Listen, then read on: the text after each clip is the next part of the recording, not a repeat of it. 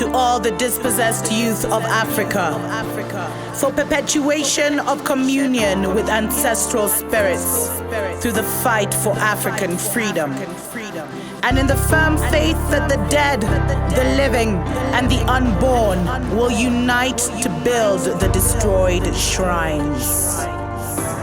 Selah.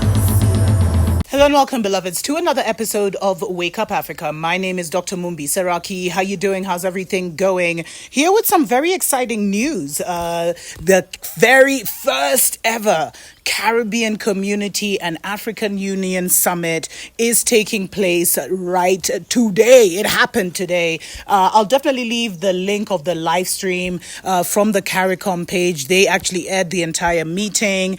And Kenya, our very own President Uhuru Kenyatta, was actually the one who hosted it. It started at 8 a.m. Eastern Caribbean time. I'm sure by the time you see this, it will probably have already happened. And, you know, the thing is, beloveds, people don't understand how much the pandemic slowed down our global unity as a people. It really slowed us down. Not only were we taking off, you know, as I told you, the majority, I'm even getting tongue-tied, the majority of countries that were like supersonic speed growth, top 10, were African. And this meeting had actually been planned early last year, but had to be avoided because the pandemic started. So it's almost like we were double hit by the pandemic, if you get my drift. And, so they said it was going to be hosted virtually. And it's funny how our presidents will go to the divided kingdom. I think Ghanaian president was in Germany. They'll attend all these Mzungu meetings. But when it comes to the African Union Caribbean, they're like, oh, sorry, let's do it virtually because of the pandemic. So really, like for me, I'm very excited that this is happening just because we have given these men and women our power. We've handed over our collective power to them. And so when they meet at the government level, and I've done the shows of the 7 pillars of society, the government is the highest. So when the government initiates something, it really is a big win for us, but we shouldn't look for the government to do anything. So for me, the fact that this happened is more important than what they'll discuss, because I saw that, I'll do a separate show on this, that the African Union actually declared the Caribbean as a 6th region. I'll explain more in another episode what exactly that means. But the first relationship, like the first interaction between the African Union and the Caribbean, was to make sure that, the Caribbean was part of the African Union in getting, the jibby jab to the people. So, but I'm not excited about these people meeting because the majority of them, as I said, are puppets. They're afraid. They're following the agenda of the New World Order. If they're not, they're going to be taken out. But the fact that spiritually, as seats of government, they are coming together, they are going to facilitate for us to be able to mingle and interact in a much, much easier way. So it was said, the historic first Africa CARICOM summit, which came, 600 years after the beginning of the slave trade. Now, these were the terms, and this is sad, 58 years after the independence of many African nations and the formation of the African Union, that's when, now all of a sudden we're seeing it, but still, it's a good thing. And they were saying, here it says, the commission said that the summit was taking place 500 years after the commencement of the criminal and tragic European transportation of enslaved Africans to the Caribbean, 76 years after the seminal 5th Pan-African Congress that was held in Manchester, England in 1945 and brought together the political activists of Africa and the Caribbean. I didn't know that. Whoa, I should do a show on that. To conceive plans to bring about the decolonization of these two areas. So you see, we tried in 1945, but the Mzungu wasn't having it. Well, Africa still was, many nations were still in the colonial era. So maybe this was the movement. I'll definitely do a separate show on that. Let's see who was there, who attended the meeting. We may be surprised because I've already told you guys, and I know there has been a request about the systematic, a paper was written during Jimmy Carter's time that separated Africans from African Americans. So we should not be surprised that this, it never led to any fruition. But he said, it was also taking place 58 years since the 1963 establishment of the, Organization of African Union by Kwame Nkrumah, and 48 years since the establishment of CARICOM. But beloveds, for me, this is exciting for I. The fact that because they said, they're going to try and look at, I think the title of the summit was something cheesy like unity across something. I'm even looking for it. So they were actually still finalizing the agenda, but all the big heads were supposed to attend. As you know, the DRC is currently the chair of the, of the African Union. So Tshisekedi, he'll be the one he will address the ceremony. President Uhuru Kenyatta will address the ceremony. Cyril Ramaphosa, Kagame, Barbados, ambassador to CARICOM. In a message, he said that this was a truly historic event. And it was all about unity. There's a phrase they were using, and I can't see it now. Unity across borders, or unity across continents and oceans, opportunities for deepening integration. Now, sadly, I think because of everything that's happening on the global scene, there will probably, the agenda, even just by the global climate, has been kind of semi-hijacked by the Babylon system, knowing that there are a lot of puppets in there as well. But just what we should be looking for is an ease in visa restrictions, and a possibility for people to live in different nations and work, etc., etc.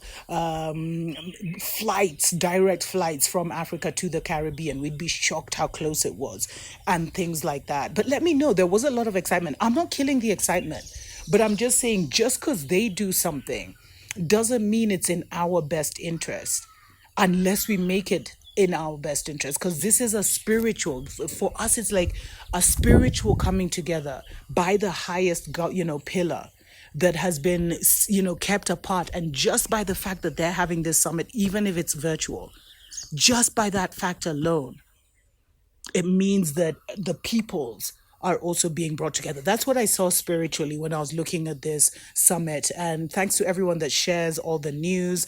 Definitely email me, Dr. Mumbi at drmumbishow.com. And yeah, special shout out to our Patreon family. Thank you so much for supporting us. Don't forget to like and share this video, beloveds. Let's see what comes out of the summit. Until next time, tuko pamoja.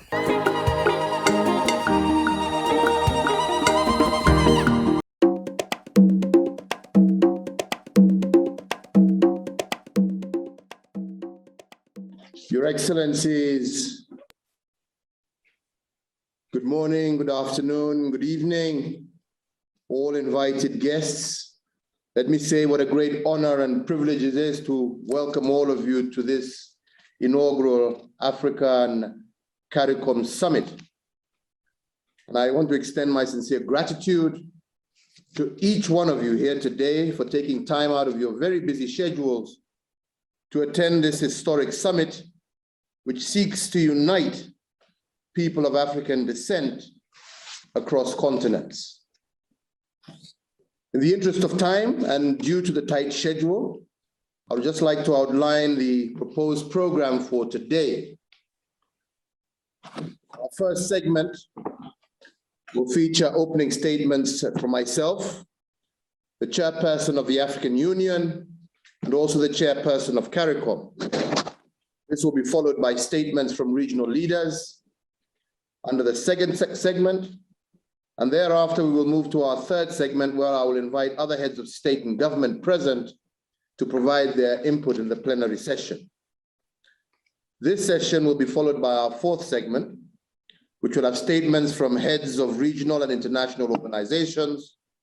And this will draw our deliberations to a close, upon which the Kenyan Cabinet Secretary for Foreign Affairs will present the key outcomes of our deliberations and close the summit.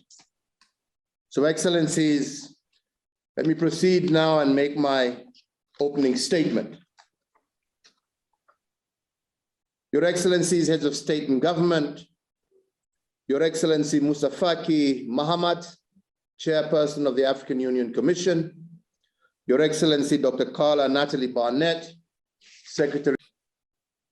Kenya is indeed grateful and feels honored to host this inaugural summit of what I believe is the first of many such summits to follow in the future in our efforts to strengthen the cords of unity of the African peoples across the world. Your Excellencies, ladies and gentlemen, between the 16th and the 19th century, 10 to 12 million enslaved Africans were transported across the Atlantic Ocean to the Americas and the Caribbean. United by our heritage, King Jr., and I quote, "We must learn to live together as brothers or perish together as fools," end of quote. African and Caribbean cultural and political ties run deep based on our shared history, culture, as well as a sense of our common identity. Our common historical experience of slavery and colonialization inspired Africa's founding fathers to form the Pan-African movement in the 1900s.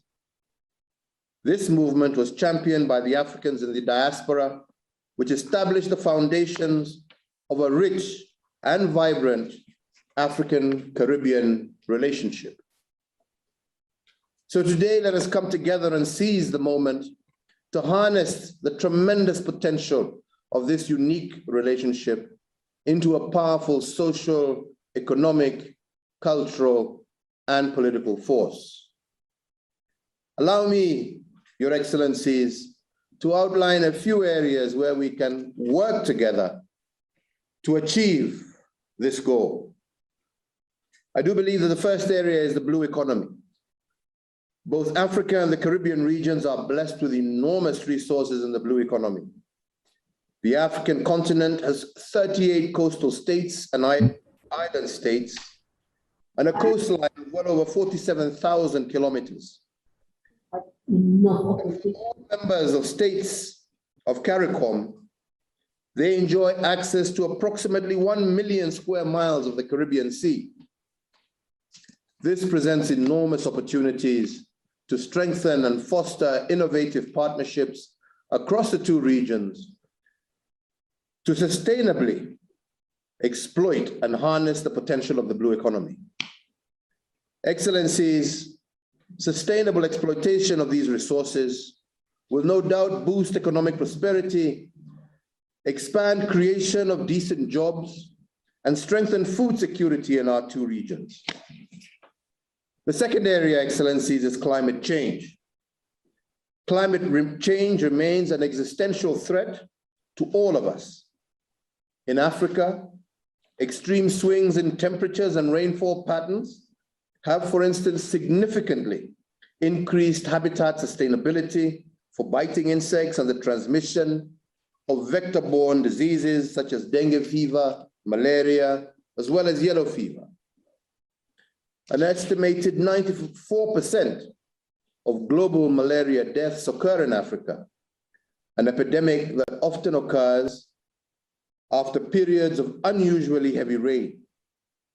The warming up of our continent is allowing malaria-carrying mosquitoes to survive these days at much higher altitudes.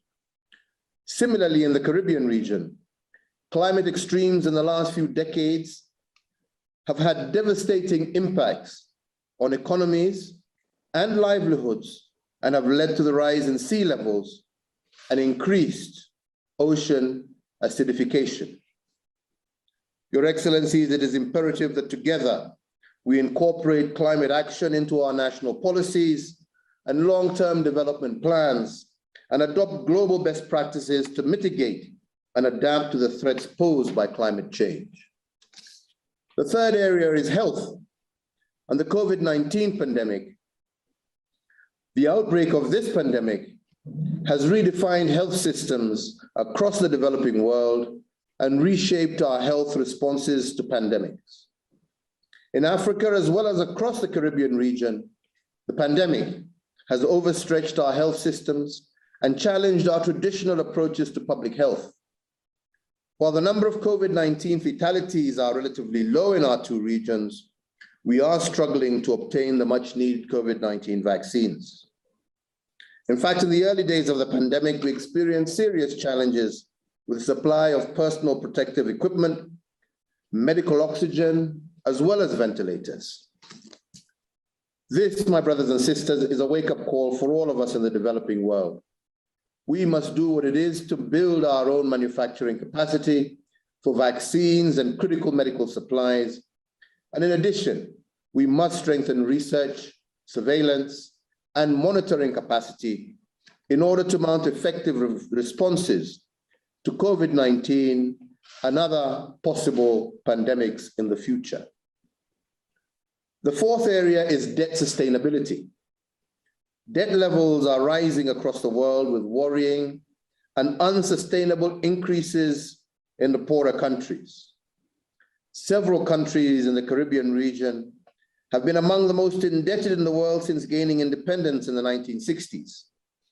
Similarly, debt sustainability remains a huge challenge to many African countries, a problem that has been compounded by the COVID-19 pandemic.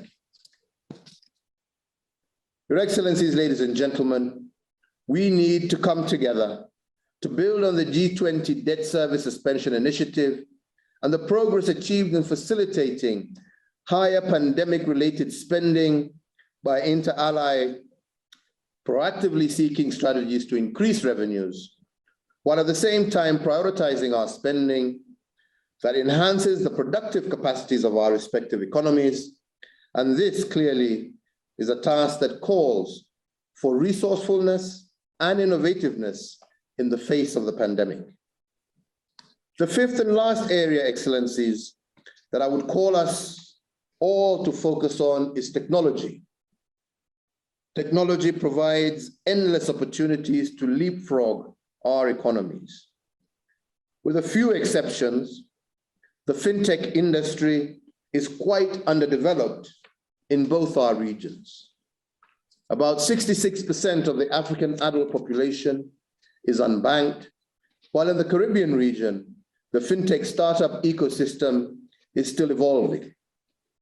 We have, Excellencies, an opportunity to develop collaborations that will enable us to create a raft of tech-based products and solutions that will promote financial inclusion by providing improved access to affordable and efficient financial services, especially to the unbanked.